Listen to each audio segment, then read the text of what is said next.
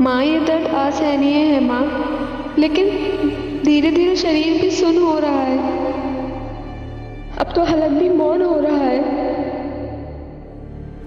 एक उम्मीद भी नहीं बची कि कोई मुझे बचाने आएगा। कभी सोचा नहीं था कि ऐसी दर्दनाक मौत मिलेगी मुझे, लेकिन मैं ही क्यों माँ, मैं ही क्यों?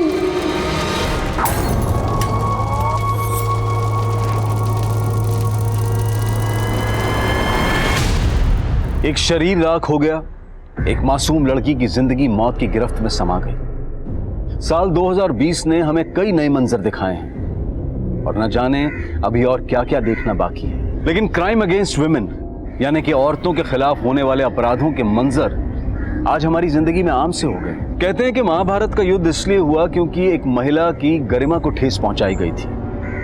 अगर महिलाओं के खिलाफ हिंसा का दौर यूं ही चलता रहा तो आने वाले वक्त में हम कई और महाभारतों के साक्षी बनेंगे। आज का ये केस भी एक महिला के साथ हुई अमानवीय हिंसा से जुड़ा है। यूपी के कानपुर शहर में घटी ये वारदात कैसे एक नेशनल इशू बनकर उभरी, आइए देखते हैं। कहते हैं प्रतिभा की कोई उम्र नहीं होती।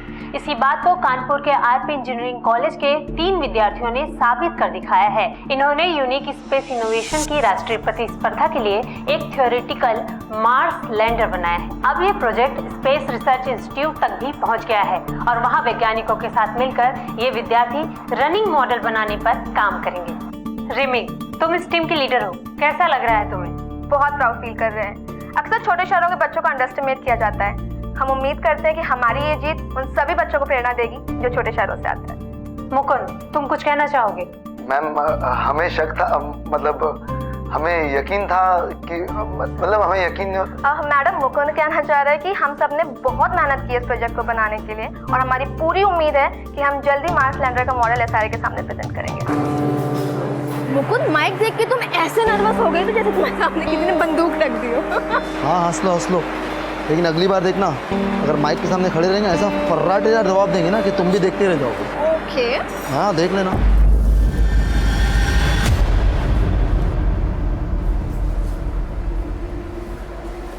हेलो, तुम ही जाओ, तुम्हारा दोस्त है मेरा थोड़ी। हाय। हाय। नहीं, तो मुकुंद की बात पे ध्यान मत दो। चलो हमारे साथ बाकी करते हैं। हाँ।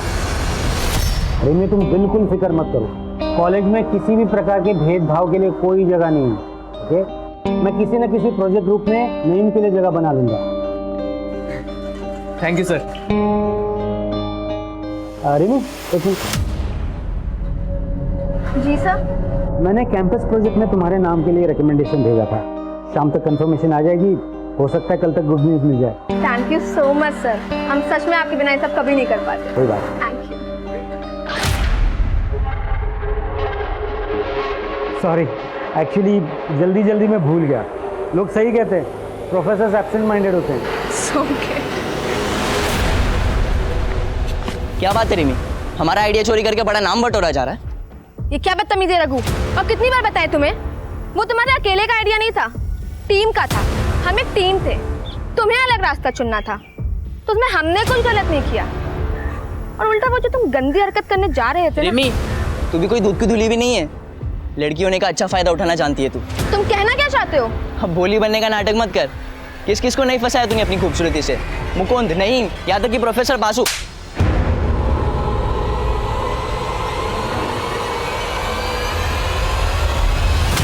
आई नहीं यार अब तक गोविंद। अबे आ जाएगी, सब्र रखो ना थोड़ा। आगे आगे आगे। सही लग रहे हैं? हाँ बिल्कुल, तुम जाओ बात करो। गोविंद का आशीर्वाद है तुम्हारे साथ, आज तुम्हारी सारी गोटियां फिट हो जाएगी। अबे रुको पंकज, गुस्सा देख रहे हो मैडम के नाक पे? आज हमारा क्या, साक्षात गोविंद का भी आशीर्वाद तुम्हारे काम नहीं आएगा। पेशेंस टेस्ट कर लिया यार लड़की ने।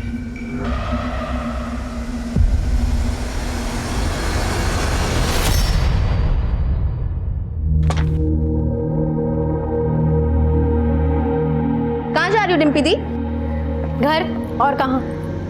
एक ही दिन की तो बात है, कल चलते हैं ना दोनों साथ में। वैसे भी बासु सर ने मेरा कैंपस सिलेक्शन में नाम दिया है, कल तक कंफर्मेशन आ जाएगा, फिर चलेंगे। रिमी, हम अब नहीं रुकने वाले हैं। 1 हफ्ते से तो रुके हुए हैं यहाँ पे। पहले बोल रही थी प्रोजेक्ट हो जाने दो, अब कह रही हो कैंपस सिलेक्शन हो जाने दो। अरे तो इसमें हम क्या करें दी, इतने सारे काम हैं। अब तो तुम क्यों इतनी उतावली हो रही हो? तुम्हारे कहने का मतलब क्या है रिमी? हम जानते हैं कि तुम्हारा नाम अखबार में आया है और तुम्हें 2-3 मेडल भी मिले हैं, लेकिन इसका मतलब ये नहीं है कि तुम्हारा काम इंपॉर्टेंट है और हमारा नहीं। हमने ऐसा कब कहा दीदी?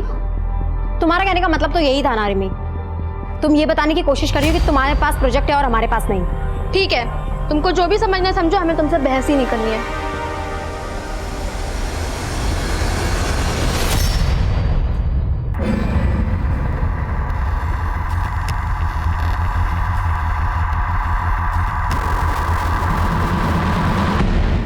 बोला था ना, she will not come. Plan successful. See you at 7:30। Bye.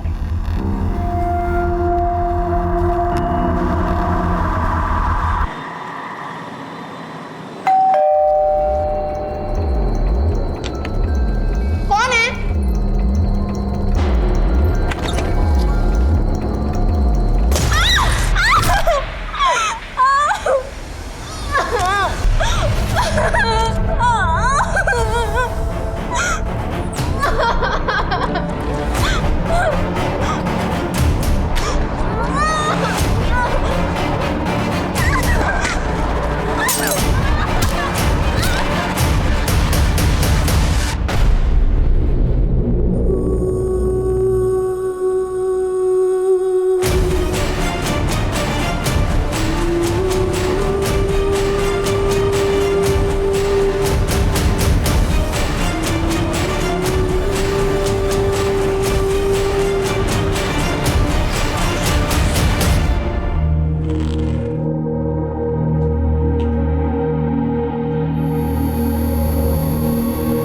ये क्या है?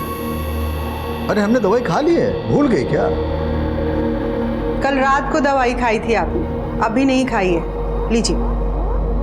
कल रात को खाई थी? ऐसा? लीजिए।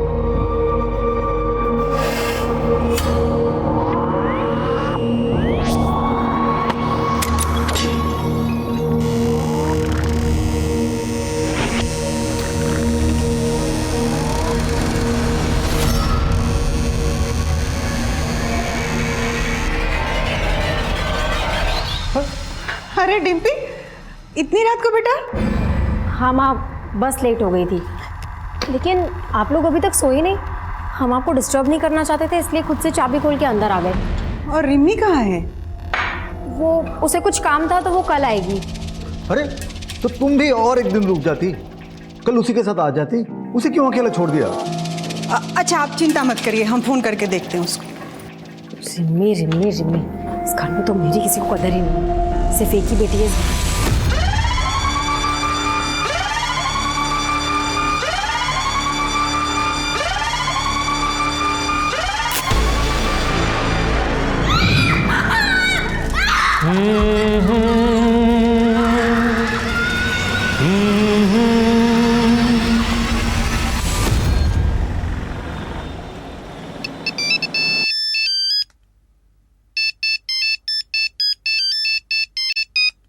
प्रदीप, हेलो।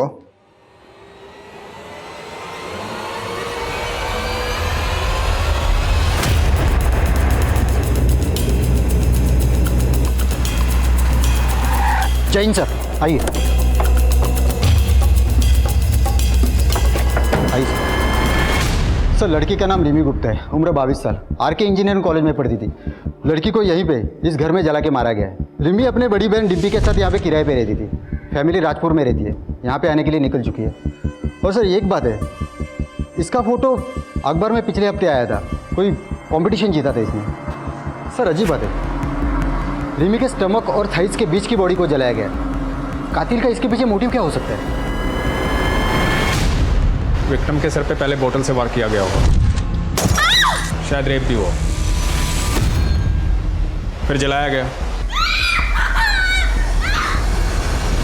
पॉसिबल है कि रेप को छुपाने के लिए सब किया गया। और सर मोबाइल भी नहीं मिला। अशोक जी। जी सर। कुछ मिला? नहीं सर, बड़ी अजीब बात है सर। ना ही दरवाजे पे ना ही कहीं और घर पे कहीं एक भी फिंगरप्रिंट नहीं मिला है। किलर बहुत शातिर है। हाँ सर, लगता है बहुत ही सावधानी से उसने सारे फिंगरप्रिंट साफ कर दिए हैं।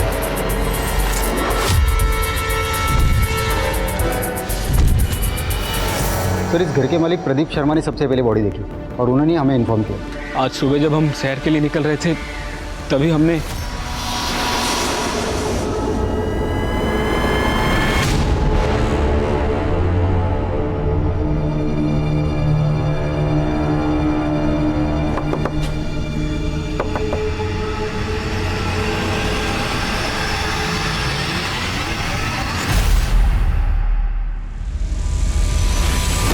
हम कसम से नहीं जानते साहब किसने किया ये सब।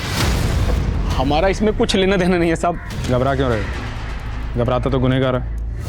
पुलिस, क्या हुआ यहाँ पे? रिमी कहाँ है? रुकिए, आप आगे मत जाइए, रुकिए। अरे तो आप हमें अंदर क्यों नहीं जाने? हाँ, मैं बताता हूँ क्या हुआ, लेकिन आप अंदर नहीं जा सकते। अरे रुकिए, दीजिए ना। रिमी, रिमी,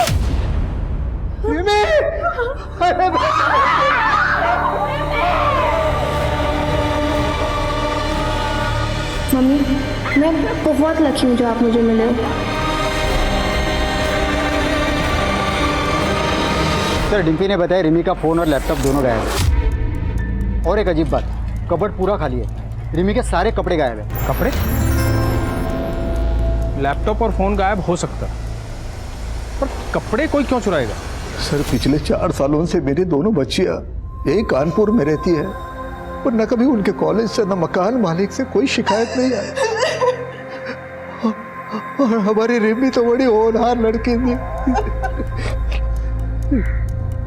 डिम्पी, तुम रिमी के साथ रहती थी, किसी पे कोई शक कभी कुछ हुआ हो आजकल या पहले? हाँ सर, 2 लड़के थे, वो कर सकते हैं ऐसा काम। कौन लड़के? पंकज और गोविंद, वो हमारे पीछे पड़े रहते थे। तकरीबन 1 साल पहले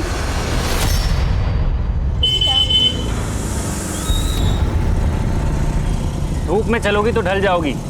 चलो हम छोड़ देते हैं। अरे लो, अब तो जगह भी बना दी। दीदी, तुम क्यों सुन रही हो उनकी बकवास? रिमी, इन लोगों के मुंह लग के कोई फायदा नहीं है। अरे मुंह लगाओ तो सही, तभी तो पता चलेगा कितना फायदा है। अच्छा, उतारो चप्पल, लगाऊं तेरे मुंह? चुपचाप निकल जाओ यहाँ से, वरना अभी पुलिस को कॉल करती हूँ मैं। निकलो। सॉरी मैडम, हम तो डर गए। अच्छा सुनो, प्लान में चेंज है। मीठी वाली को तुम रखो। पक्का रख ले? बिल्कुल रख लो। हम उन लोगों से इतना परेशान हो गए थे कि हमने वो मोहल्ला छोड़ दिया था, और जब हम यहाँ आए तो वो हमारा पीछा करते करते इस मोहल्ले तक आ गए। कहाँ रहते हैं पंकज और गोविंद, जानती हो? हाँ सर।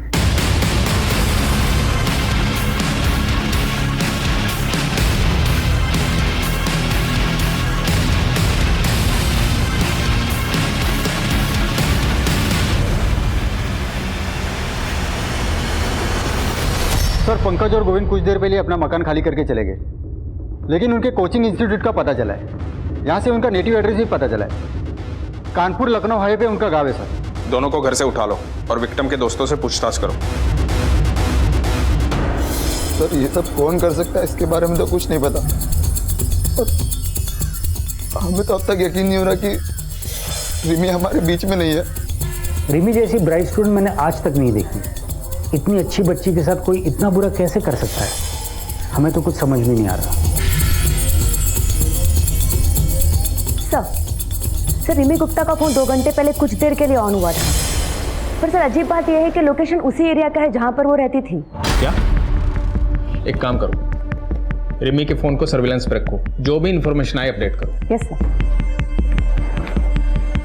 सर, रिमी की पोस्टमार्टम रिपोर्ट, उसका रेप हुआ था।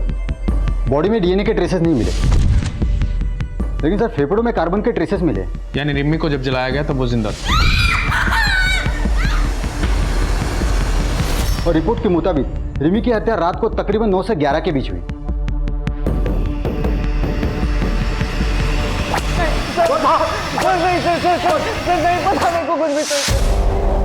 बोलो। सर, मेरा उस लड़की से कोई लेना देना नहीं था, वो तो पंकज ही उसके पीछे पड़ा था। वो शाम को उसके घर पे भी गया था। सर, आप उसी से पूछ लीजिए। आगे एक सवाल का जवाब नहीं देंगे, हमें यहाँ ला के ठीक नहीं किए। नौकरी जाएगी, आपकी और इस हवलदार की भी। चाचा बड़े नेता हैं हमारे। आने दो उनको, वो फटकार मिलेगी, वो फटकार मिलेगी। चाचा और भतीजा नालायक, सच बोल। नहीं तो चाचा यहाँ नहीं, अस्पताल में मिलने आएंगे। हम तुमको बहुत पसंद करते हैं रिमी, आई लव यू। पर हम नहीं करते। इतनी सी बात समझ क्यों नहीं आती तुमको? अब तक हम तुमको जितना परेशान किए ना, उन सबके लिए सॉरी। अगर तुम चाहते हो ना हम तुम्हें सच में माफ कर दें तो हमको स्टॉक करना बंद कर दो बस। चलो जाओ। इसके बाद हम वहाँ से वापस आ गए, हमें नहीं पता फिर वहाँ क्या हुआ। चाचा के भतीजे, बोल तुम दोनों ने मारा उसे, बोल। नहीं साहब, हमें कुछ नहीं पता साहब। ऐसे नहीं बोलने का।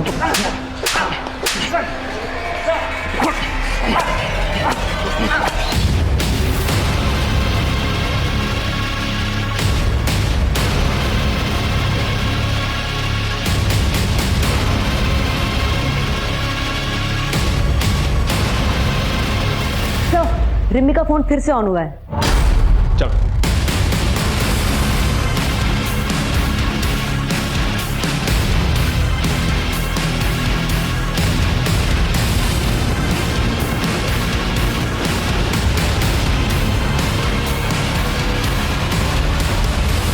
अरे पकड़ो इसे। अरे ये हमारा फोन है, फोन वापस दो। अरे रिमी दीदी का फोन अब हमारा है।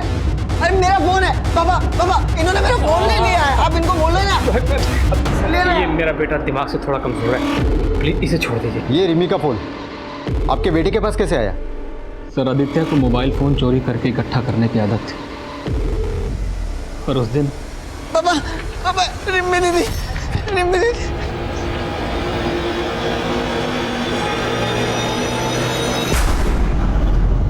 रिमी दीदी।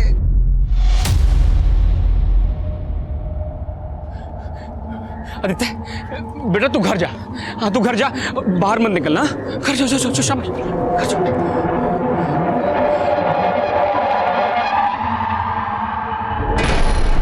आदित्य, आप रिमी को जानते हो? रिमी दीदी? हाँ रिमी दीदी। क्या किया आपने उनके साथ?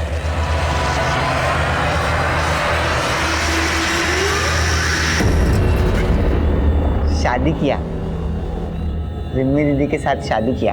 क्या हुआ था उस दिन? किसने जलाया उसे? किसी को देखा था वहां?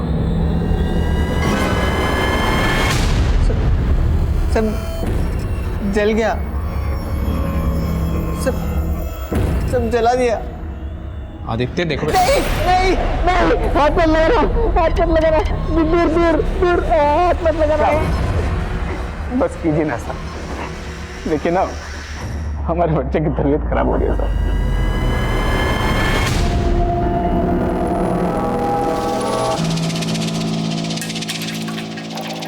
सर। आदित्य के पास हमें जितने भी मोबाइल मिले सब चोरी के थे। उसके पड़ोसी ने बताया कि पिछले 5 सालों में उनके घरों से कई मोबाइल चोरी हो गए। हम ये पता लगाने की कोशिश कर रहे हैं कि कौन सा मोबाइल किसका है। रिमी का फोन अनलॉक हुआ? नहीं सर, हमने IT डिपार्टमेंट को बोला है। सर, आदित्य का फोन स्कैन किया हमने, उसमें रिमी और डिम्पी के कई सारे फोटोज और वीडियोज है जो चुपके से ली गई है। ये वीडियो रिमी की मौत के 1 दिन पहले का वीडियो है। पापा इतनी जल्दी शादी क्यों करनी है? एक बार डिम्पी दी का ग्रेजुएशन हो जाने दीजिए, उसके बाद शादी की बात कर लीजिएगा। अरे 21वें साल में ग्रेजुएशन हो जाती है सबकी। तेरी दीदी जो है कुछ महीनों में 25 की हो जाएगी। अब तक ग्रेजुएशन नहीं हुआ उसका, और कब तक पढ़ती रहेगी? आपने अपने बयान में लिखवाया था कि आप रिमी से 2 हफ्ते पहले मिले थे। ये वीडियो रिमी की हत्या से 1 दिन पहले का है। मतलब आप कहना क्या चाहते हैं?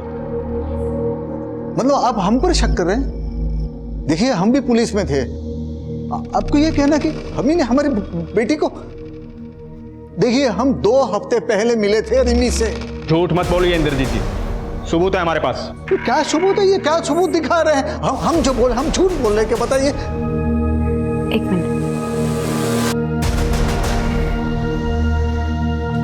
सर, हमारे पापा अल्जाइमर के पेशेंट हैं, वो अक्सर चीज़ों को भूल जाते हैं।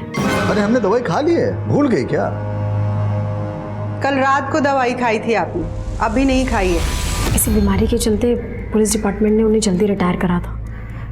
वो झूठ नहीं बोल रहे, वो इस घटना को भूल चुके हैं। ठीक है। इंद्रजीत, आदित्य और प्रदीप, और वो दोनों लड़के गोविंद और पंकज, इन सब के काले चिट्ठे निकालो, कातिल इनमें से कोई है। सब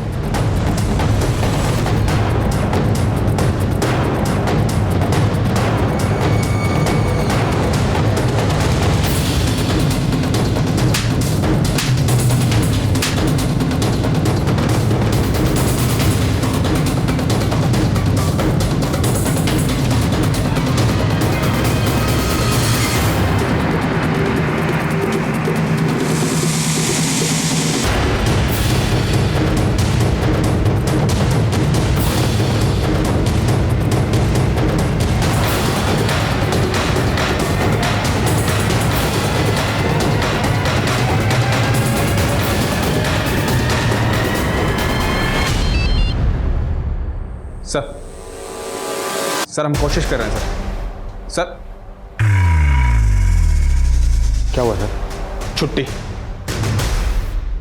पे जा रहा हूं। 6 महीने तक रिमी गुप्ता का केस अखबारों की सुर्खियां बटोरता रहा, लेकिन पुलिस कातिल तक नहीं पहुंच पाई। अब पुलिस की क्षमता पर सवाल उठने लगे थे। हालात की गंभीरता को देखते हुए सीनियर ऑफिसर्स ने इस केस को एक स्पेशल इन्वेस्टिगेटिंग डिपार्टमेंट को सौंपने का फैसला लिया। पहली टीम के मुताबिक रिमी घर में अकेली थी और उसके सर पर किसी ने बियर की बोतल से हमला किया। उसके बाद उसका रेप किया गया और रेप करने के बाद उसे जिंदा जला दिया। अगर ये केस हमें पहले ही मिल जाता तो शायद कुछ हाथ भी लगता। अभी तो वक्त भी बहुत हो चुका है सर। आई थिंक कोई भी कॉन्क्लूसिव एविडेंस मिलना बहुत मुश्किल होगा। हाँ ना धीरज, 6 महीने गुजर चुके हैं और हमारे सामने सस्पेक्ट की लंबी लिस्ट है। काम मुश्किल जरूर है पर नामुमकिन है। सर रिमी के पिता खुद एक रिटायर्ड पुलिस ऑफिसर और सस्पेक्ट लिस्ट में है। आपको क्या लगता है सर, क्या एक पिता अपनी बेटी को? हमने ऐसे कितने केसेस देखे हैं जहाँ पे रिश्तों की मर्यादा को लांघा गया है। और सबसे इंपॉर्टेंट बात, फॉरेंसिक और क्राइम सीन से कोई फिंगरप्रिंट्स नहीं मिले। मतलब कातिल जो भी है वो हमारी तहकीकात के तरीकों से अच्छी तरह से वाकिफ है। तो मुमकिन है कातिल पुलिस वाला। और सर दूसरा सस्पेक्ट आदित्य गुप्ता, मकान मालिक प्रदीप का बेटा। और प्रदीप के मुताबिक उसका बेटा आदित्य स्टेबल है। रिमी का फोन आदित्य के पास मिला, राइट सर। और हमारे मेन सस्पेक्ट्स हैं पंकज और गोविंद।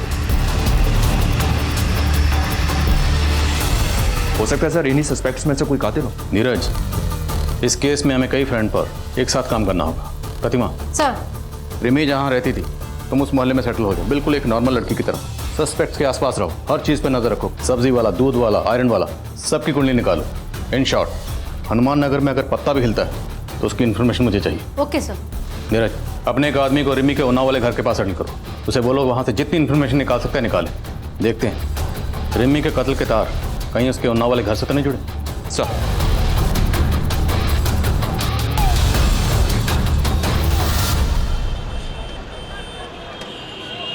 एक पिता अपनी बेटी को सपनों की ऊंची उड़ान उड़ता हुआ देखना चाहता था, लेकिन आज उसकी तस्वीर के सामने बेबस और लाचार खड़ा हुआ है।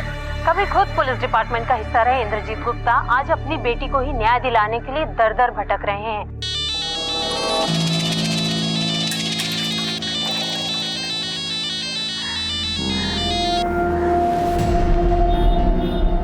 बोला था ना मुझे भी फोन मत करना, मैं खुद से करूंगी।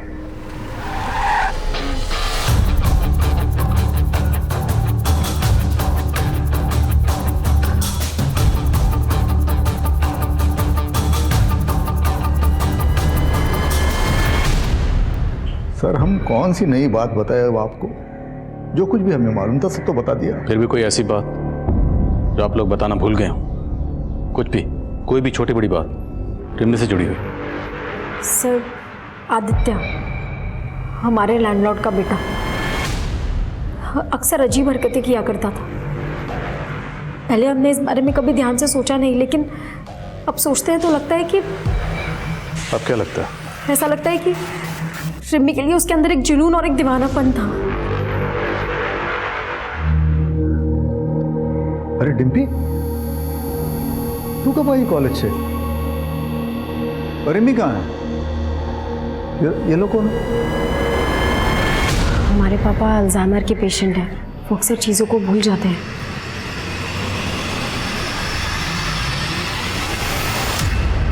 अब हम क्या बताएं साहब कि हमारा बेटा आदित्य कहाँ चला गया। पुलिस में भी कंप्लेन लिखवाई है, लेकिन पुलिस भी उसको ढूंढ नहीं पा रही। चला गया मतलब?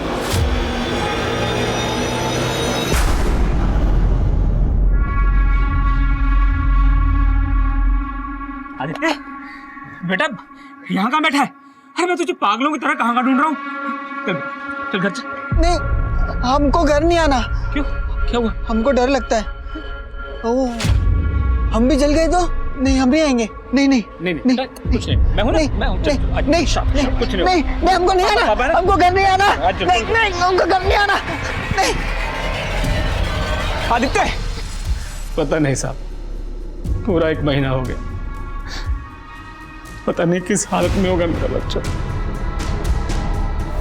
कहीं ऐसा तो नहीं कि प्रदीप ने खुद ही अपने बेटे आदित्य को कहीं छुपा दिया ताकि हमसे बचा सके उसे? ऐसा लगता तो नहीं है सर। 1 महीने पहले पुलिस कंप्लेंट दर्ज करवाई थी उसने। आदित्य के पीछे खबरों को लगाओ। जी सर, मैंने इंद्रजीत की फैमिली के सभी मेंबर्स की कॉल डिटेल्स निकालने के लिए भी कह दिया। हो सकता है सर कोई पारिवारिक दुश्मनी का मामला हो, जवान लड़की थी, कोई प्यार व्यार का चक्कर हो।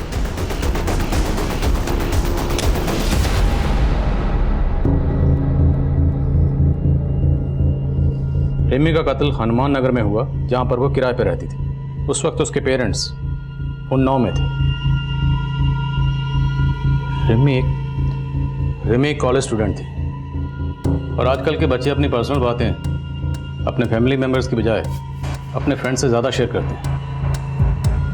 लेकिन पिछली टीम ने ना तो रिमी के किसी दोस्त के बारे में, ना टीचर के बारे में, और ना ही कॉलेज के बारे में कोई इन्फॉर्मेशन नहीं दी। और मुझे लगता है कि तहकीकात का सबसे बड़ा लूप होल यही है।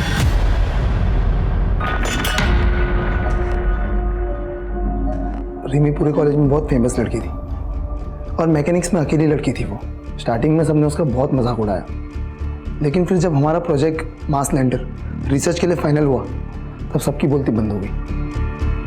मुकुंद, क्या कॉलेज में कोई ऐसा है जो रिमी की सक्सेस से जलता था? सर, रघु।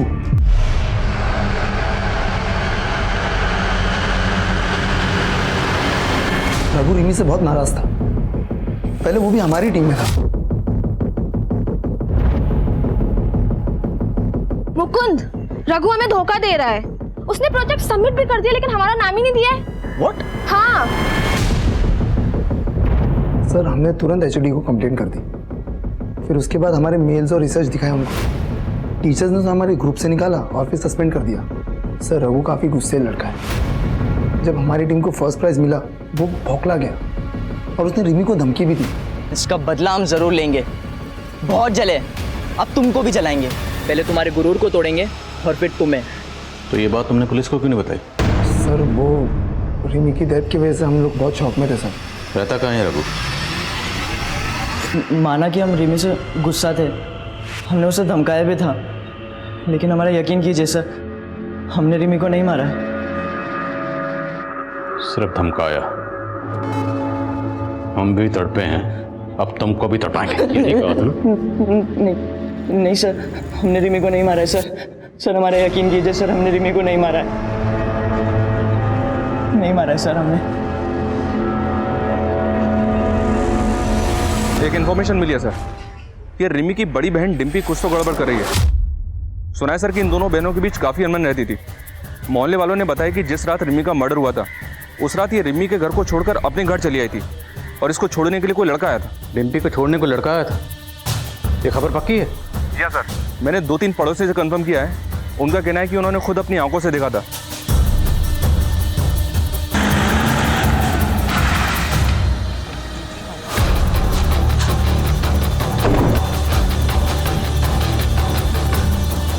डिम्पी, झूठ मत बोलना। कत्ल की रात तुम किस लड़के के साथ थे? सब हम किसी लड़के के साथ नहीं थे। हम तो सीधा कानपुर से बस लेके अपने घर आए हैं। लगता है तुम्हें भी अपने पापा की तरह भूलने की आदत हो गई। लेकिन एक बात याद रखना, जितना ज्यादा झूठ बोलोगी उतना ज्यादा फंसोगी। सर, हम उस रात अपने बॉयफ्रेंड नील के साथ थे। कानपुर से कितने बजे निकले? शाम को 7 बजे। घर कितने बजे पहुंचे? करीबन 12 बजे। तुम्हारी बहन रिमी का कत्ल हुआ 9 से 11 के बीच। इस बीच कहाँ थे? वो नील का जन्मदिन था, हम उसी के साथ थे। सर उस रात हमारा जन्मदिन था, तो मैंने और डिम्पी ने डिसाइड किया कि हम दोनों मेरे घर पर कुछ टाइम स्पेंड करेंगे और उसके बाद मैं अपनी गाड़ी से डिम्पी को उसके घर उन्नाव छोड़ दूंगा। इस नील के कॉल रिकॉर्ड्स निकलो, देखते हैं इसकी बात में कितनी सच्चाई है। सर क्या आपको लगता है कि रिमी की मौत की जिम्मेदार उसकी बहन डिम्पी है? खून के रिश्ते कितने भी गहरे क्यों ना हो, लेकिन नफरत और जलन की आग किसी भी रिश्ते को जलाकर खाक कर देती। निप्पी ने हमारे सामने आदित्य का नाम लिया। हो सकता है उसने खुद से और अपने बॉयफ्रेंड नील से ध्यान हटाने के लिए किया। तो रिमी की मौत की वजह डिम्पी की जलन है, बात कुछ और है। पंकज और गोविंद पिछली टीम के ये प्राइम सस्पेक्ट थे, लेकिन इन दोनों का नाम भी डिम्पी ने लिया था। उठाओ इन दोनों। तुम्हारी वजह से मैं यहाँ बार बार लाया जा रहा है। हमें भी पता है तुम हमें दोस्त दोस्त बोल कर ना हमारे आगे पीछे काहे घूमते हो, समझे? अब ज्यादा जबान चलाई ना तो उखाड़ के जेब में डाल देंगे। क्या बोले बे? क्या करोगे बे? अबे एक तो गलती तुम करो, सदा हम भुगते हैं। हाँ सब तुम्हारे।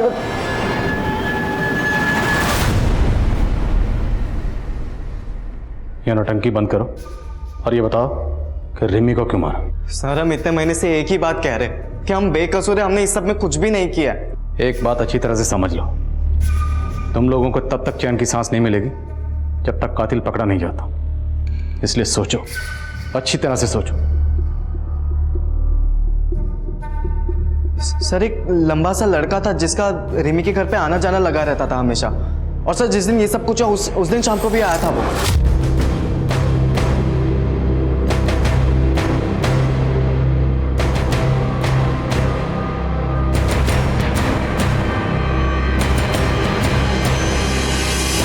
कौन था वो लड़का? सर हमें पता नहीं, लेकिन हमने ये बात पहले भी पुलिस को बताई थी, लेकिन किसी ने हमारी बात ही नहीं सुनी। स्केच बनवा सकते हो उसका? नहीं सर, मैं उसकी स्केच नहीं बनवा सकता। मैं उससे काफ़ी दूरी पे खड़ा था और उसका पीठ था मेरी तरफ, लेकिन सर वो लंबा था और उसके पास एक AKS ब्रांड की बाइक थी।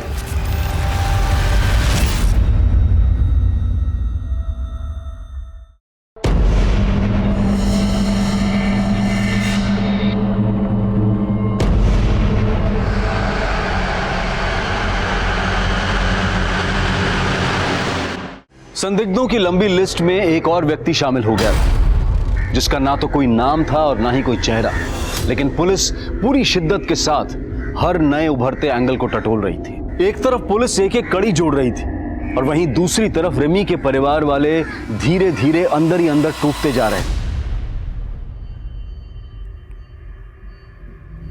पापा थोड़ा सा खाना खा लीजिए। नहीं खाना है हमें। तुम अगर रिमी को अकेला नहीं छोड़ के आती तो आज ये सब कुछ नहीं होता, लेकिन इसे आके उस लड़के के साथ आवारागर्दी जो करनी थी, छोड़ा ही हमारी रिमी को अकेला। इसी की वजह से हुआ है सब कुछ, इसी की वजह से। वो खाना खिला रही है हमें।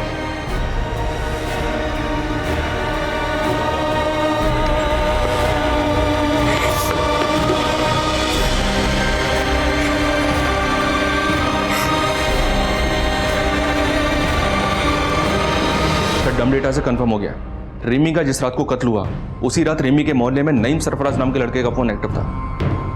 नईम सरफराज ये रिमी का दोस्त है ना? हाँ सर, हम उस शाम रिमी के घर गए थे, उसे कॉन्ग्रेचुलेशन कहने। उसका कैंपस सिलेक्शन जो हो गया था। रिमी के तो और भी बहुत दोस्त थे, तो सिर्फ तू ही क्यों गया? सर हम और रिमी एक दूसरे से बहुत प्यार करते थे। नईम, क्या हुआ? मिठाई लाए हो? क्या बात है? किसी मिठाई की शॉप में पार्ट टाइम जॉब कर ली है? बताते हैं, पहले अंदर तो आने दो। अरे अब बताओ भी। सबसे पहले तो ये मुंह मीठा करो। तो केविन, बात ये है, जो हमारी मोहतरमा है मिस रिमी गुप्ता, उनका कैंपस सिलेक्शन हो गया है, वो भी एक मल्टीनेशनल कार मैन्युफैक्चरिंग कंपनी में। क्या? Oh my God, I'm so happy.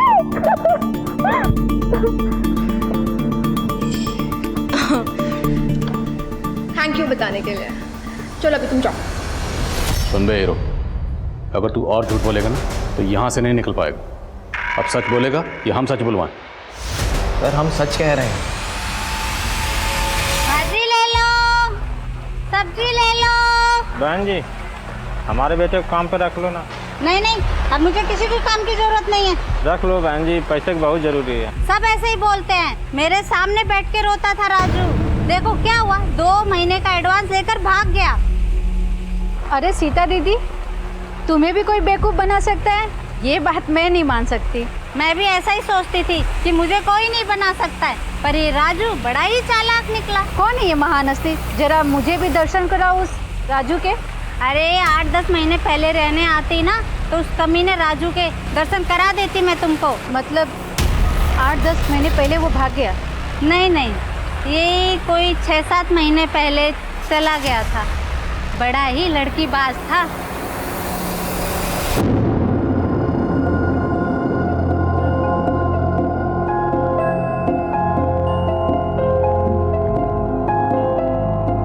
ए राजू, कहाँ जा रहा है? काम नहीं करना?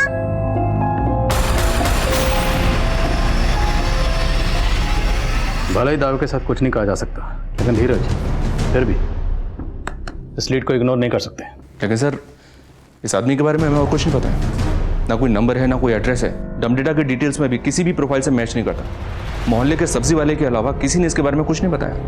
प्रतिमा, तुम श्योर हो वो सब्जी वाली सच बोल रही है? सर, इतने नामों को हमने टटोला, इस आदमी को भी टटोल कर देख लेते हैं। एक काम करो, कत्ल के 7 दिन पहले का डमडाटा निकालो, उसमें जितने भी प्रोफाइल्स हैं सारे प्रोफाइल से स्केच मैच करो, शायद कुछ मिल जाए। और मोहल्ले में भी सबको ये स्केच दिखाओ, शायद कोई क्लू मिले।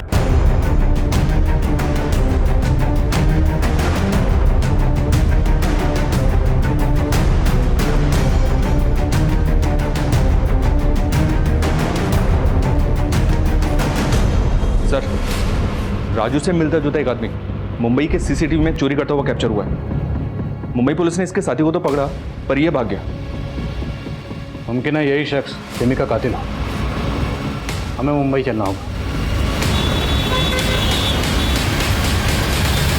ये उस चोरी का सीसीटीवी फुटेज बहुत ही ग्रेनी है, पर शायद आपके काम आ जाए। और एक बात, आप जिसे राजू कह रहे हैं उसका असली नाम योगेंद्र है। उसी का साथी गौतम ने हमें खुद बताया। हम गोरखपुर के रहने वाले हैं साहब, और योगेंद्र हमसे कुछ महीनों पहले कानपुर के स्टेशन पे मिला था। और योगेंद्र बालीपुरवा देवरिया का रहने वाला है, और उसी के आसपास हमारा गांव भी पड़ता है, तो इसी बात पे दोस्ती हो गई। और योगेंद्र ही हमको मुंबई लाया था, चोरी का प्लान बनाया था। खुद तो पूरा माल लेके फरार हो गया और हम फंस गए यहाँ। बालीपुरवा में कहाँ रहता है? एड्रेस मालूम है उसका? नहीं साहब, ना हमने कभी पूछा और ना कभी उसने बताया। सर, यहाँ बालीपुरा में पता किया तो पता चला कि स्केच में मिले हुए आदमी का नाम व्यास साहू है, लेकिन इसने 3 साल पहले इस गांव को छोड़ दिया था। इसकी स्टोरी काफ़ी इंटरेस्टिंग है सर। कहते हैं व्यास एक नाजायज़ औलाद है, और इसी वजह से इसका बाप इसकी माँ को बहुत पीटता था। व्यास ने बचपन में ही अपराध की दुनिया में कदम रख दिया था।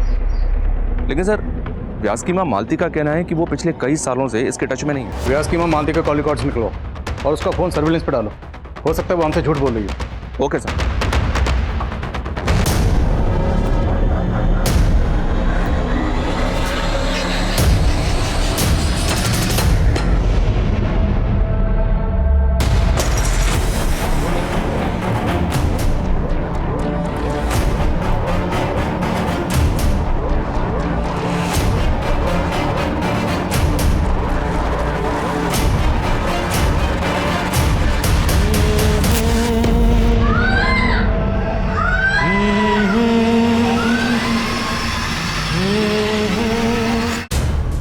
सर, व्यास की माँ मालती को लखनऊ से एक नंबर से 3 बार कॉल आया है। ये खबर पढ़ो। 2 दिन पहले लखनऊ में स्वाति नाम की लड़की का रेप किया गया, बिल्कुल वैसे ही जैसे रिमी का हुआ। पहले रेप, फिर जलाया गया, और जलाने के बाद रेपिस्ट लड़की के कपड़े अपने साथ में ले गए। यानी कि योगेंद्र उर्फ राजू उर्फ व्यास शायद इस वक्त लखनऊ में? करेक्ट। लखनऊ पुलिस से कांटेक्ट करो, इससे पहले वो वहाँ से फरार हो। हमें से पकड़ना। सर, जिस नंबर से व्यास की माँ को कॉल आ रहे थे वो आपके एरिया में ही एक्टिव है। व्यास साहू आपके आसपास ही है।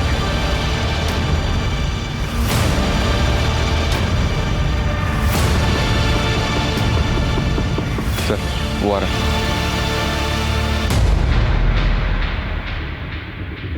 ए रुक, इधर आ। अरे आना। ए, रुक।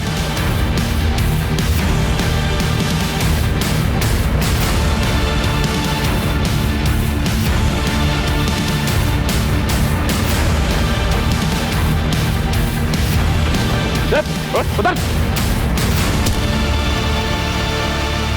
राजू उर्फ योगेंद्र उर्फ व्यास साहू, बहुत शौक है ना तुझे लोगों को तड़पाने का, अब तू तड़पेगा।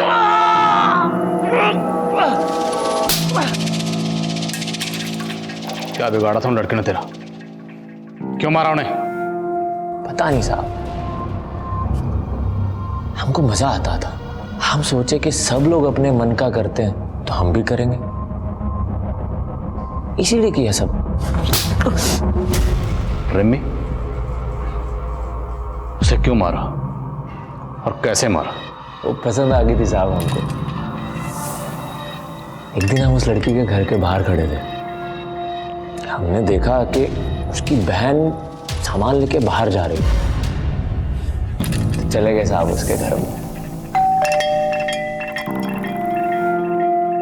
कौन है?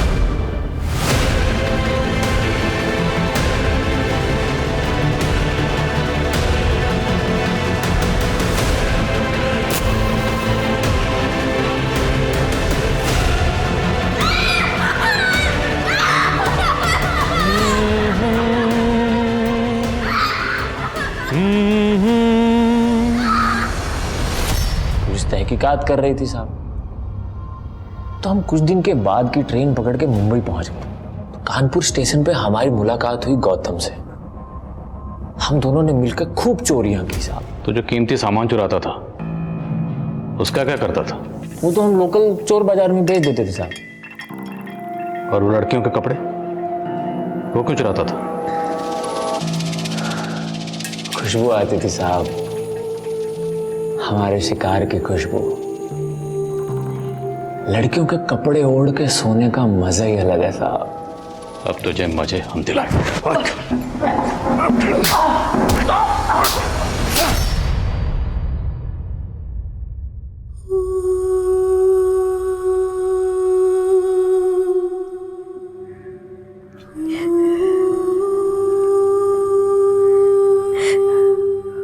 मुझे माफ कर दीजिए पापा।